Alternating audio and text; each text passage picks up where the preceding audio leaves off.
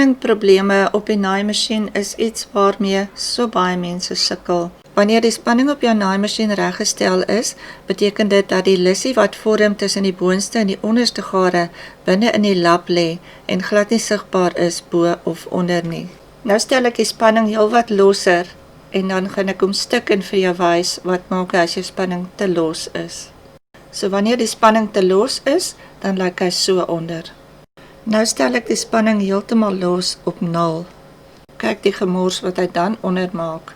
Hierdie gemors wat jy hieronder sien, is eintlik die lissies wat veronderstel is om binne in jou lap te lê, maar omdat die spanning te los is, lê dit nou alles so lank hieronder.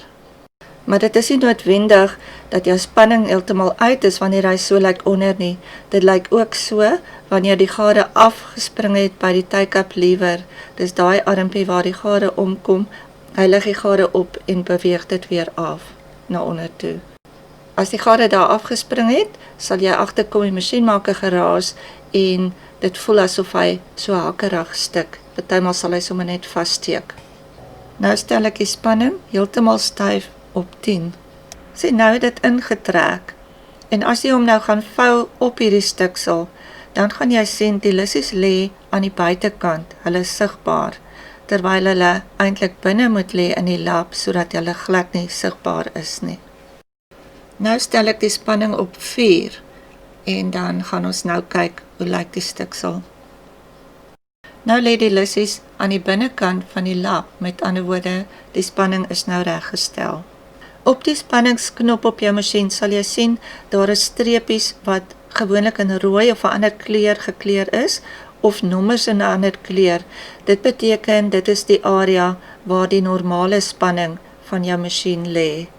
So kyk maar na jou spesifieke masjien se knop waar dit lê, en dan moet jy ook onthou dat vir verskillende diktes lap, jy partymal moet jou spanning stel, of as jou masjien 'n knop het om die drukvoetjie se drukking te stel, dan moet jy daar ook stel vir jou dikte van die lap wat jy gebruik, voordat jy sommer aan spanning stel. Moenie net na spanning kyk nie, bedraad jou masjien eers bo en onder weer oor. As jou bobbin se spanning te styf is, dan gaan hy onder trek en die lissie gaan onder lê. As hy te slap is, gaan hy bo trek en die lissie gaan bo lê.